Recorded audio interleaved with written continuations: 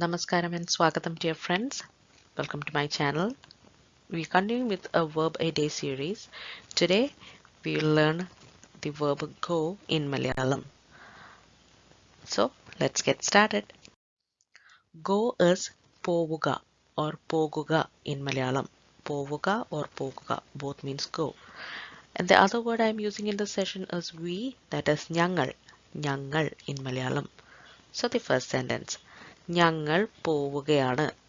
We are going. You can also say ഞങ്ങൾ പോകുകയാണ്. Both are same. ഞങ്ങൾ പോവുകയാണ്. We are going. ഞങ്ങൾ പോയി. We went. ഞങ്ങൾ പോയി. ഞങ്ങൾ പോവും. We will go. We will go. ഞങ്ങൾ പോവും. ഞങ്ങൾ പോയിരിക്കും. ഞങ്ങൾ പോയിരിക്കും. We will definitely go. ഞങ്ങൾ പോവട്ടെ or ഞങ്ങൾ പോകട്ടെ. Let us go.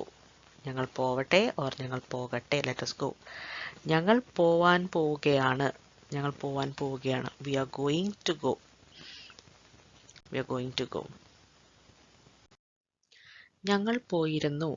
ഞങ്ങൾ പോയിട്ടുണ്ടായിരുന്നു. We had gone. Which is past perfect. ഞങ്ങൾ പോയിട്ടുണ്ട്. We have gone. We have gone. ഞങ്ങൾ പോയിട്ടുണ്ട്. ഞങ്ങൾ പോവുമായിരിക്കും. We may probably go. ഞങ്ങൾ പോവുമായിരിക്കും. We may probably go. ഞങ്ങൾ പോയിട്ടുണ്ടാവും. We might have gone. ഞങ്ങൾ പോയിട്ടുണ്ടാവും. We might have gone. ഞങ്ങൾ പോയോ? Did we go? ഞങ്ങൾ പോയോ? Did we go? ഞങ്ങൾ പോകുന്നില്ല. We will not go. ഞങ്ങൾ പോകുന്നില്ല. We will not go. ഞങ്ങൾ പോയാലോ? What if we go? ഞങ്ങൾ പോയാലോ? What if we go? ഞങ്ങൾ പോവുകയായിരുന്നു. We were going. ഞങ്ങൾ പോവുകയായിരുന്നു. We were going.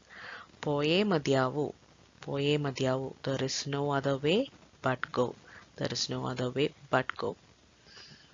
Okay, those were the 15 sentences with the verb go in Malayalam. I hope you learned a lot today.